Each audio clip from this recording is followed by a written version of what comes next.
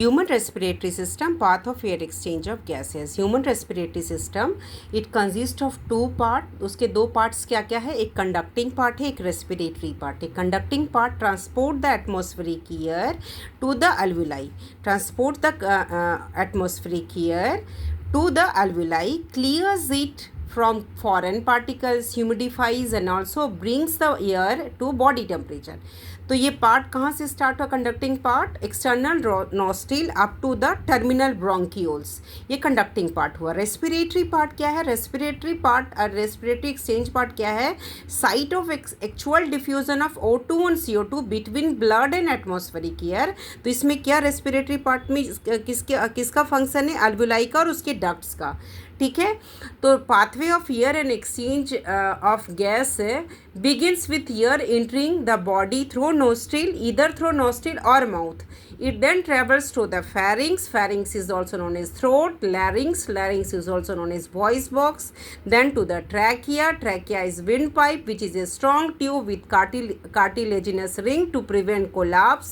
Then divided into two bronchi to each lung, and then divided into tiny so many branch like a structure.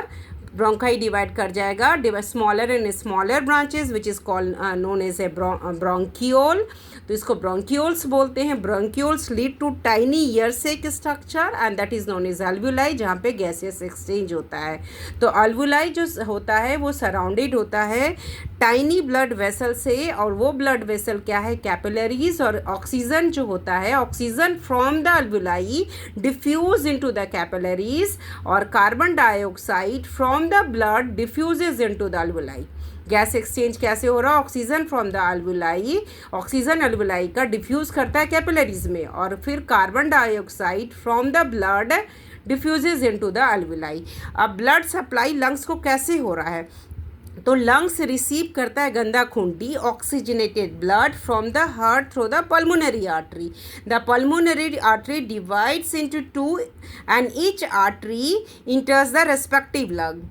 The artery then redivides many times in the lungs and form capillaries around the alveoli where the gaseous exchange take place. These capillaries join to form venules, then veins, finally forming the pulmonary vein. The pulmonary vein transports oxygenated blood to the left auricle of the heart, and this is known as systemic circulation.